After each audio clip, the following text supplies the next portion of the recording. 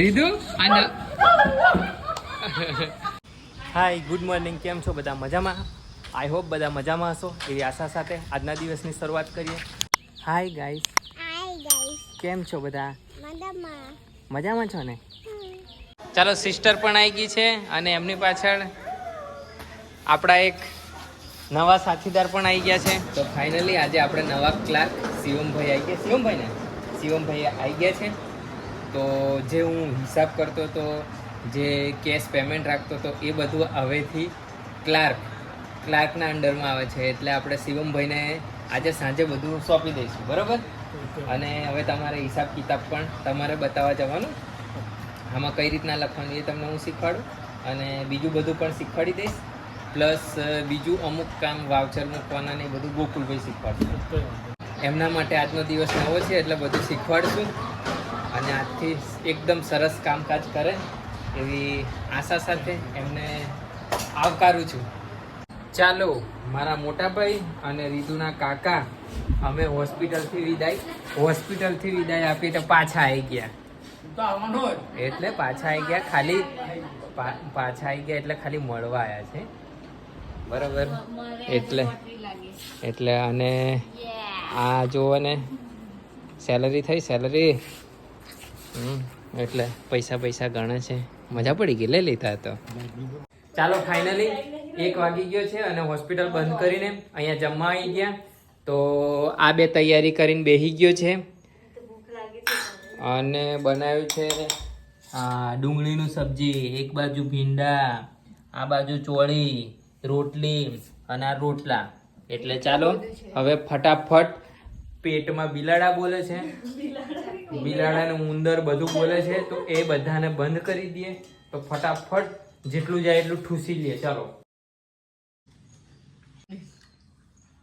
જયુ ચાયવાલા, દેખો ચાયવાલા છે, હોસ્પિટલનો ચાયવાલા તો જયુ. ચાલો, આપણને જયુએ ચા બનાવીને આપી છે તો બધા પી લઈએ. ચીયર્સ. હા, તમે કેમ હંતાવો છો? આ હંતાય છે છોકરીની જેમ, અને આખો કપ ભરીને ચા જોઈએ પાછી. ચાલો, આ લોકો બધા ફેક્ટરીએ ગયેલા. શું લઈને આયા? શેનો લોટ? વાહ, ગુલાબ જાંબુનું. આ પેલો એનો અથાણાનો મસાલો કે ગરમ મસાલો છે? બરાબર. કૃષ્ણ ડાકોરના ગોટાનો લોટ. ચાલો, પછી આ ધારાબેન આવી ગયા છે લોટ બોટ લઈને. અને ચાલો, એ શું નીકળ્યું? ચટણી. હા. ચાલો, લોટ બોટ મને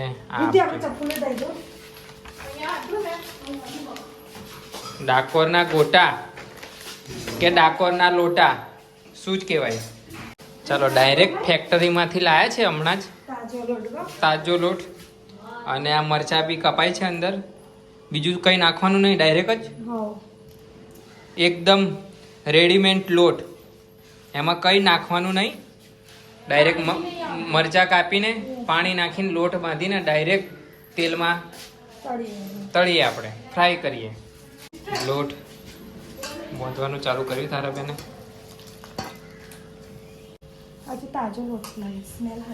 સારી સ્મેલ આવે. ભાનુનું કામ ચાલુ થઈ ગયું. લોટ બાંધીને રેડી કરી દીધો. અને આ બાજુ તેલ.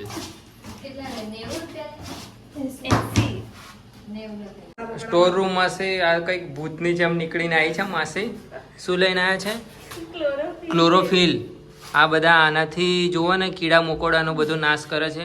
પણ આનો ટાર્ગેટ બીજો કંઈક છે કે ભજીયા નાખી ના દે, એનું ધ્યાન રાખવું પડશે, નહીં તો હોસ્પિટલ ઉડી જશે.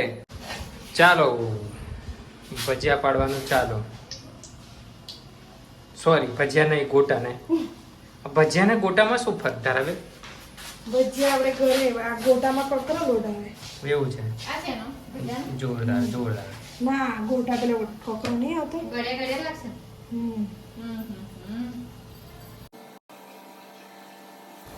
ચાલો, અંદર બધા કુદાકુદ કરે છે, નાચ. જોરદાર કલર બલર આવ્યો છે.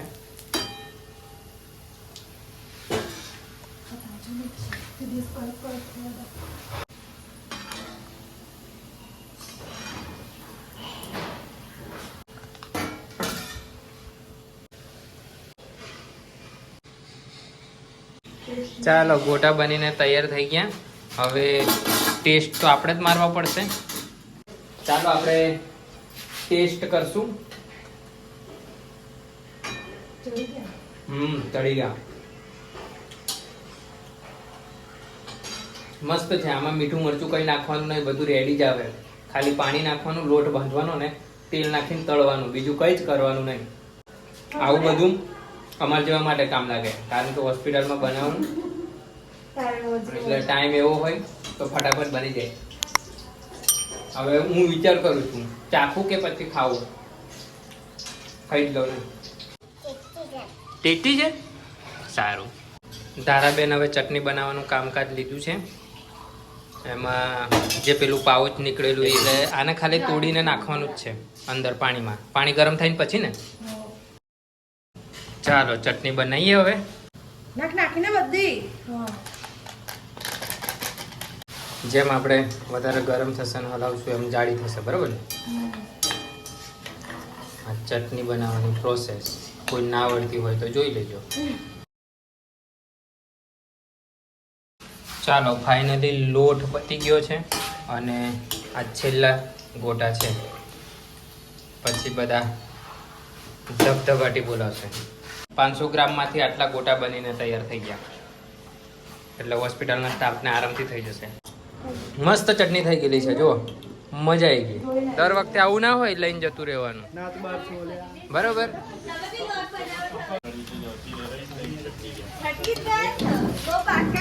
ગોકુલભાઈ ની વાત ના થાય સર, તમે જો ઓળખતા નહીં. ઝાપટજો બરાબર.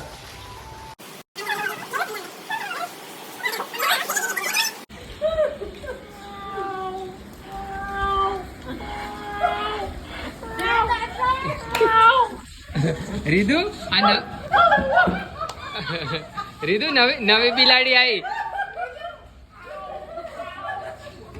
હોસ્પિટલમાં. નવી બિલાડી આવી. રીધુ જો મજા પડી ગઈ. નવી બિલાડી આવી બેટા, ક્લાર્ક તરીકે.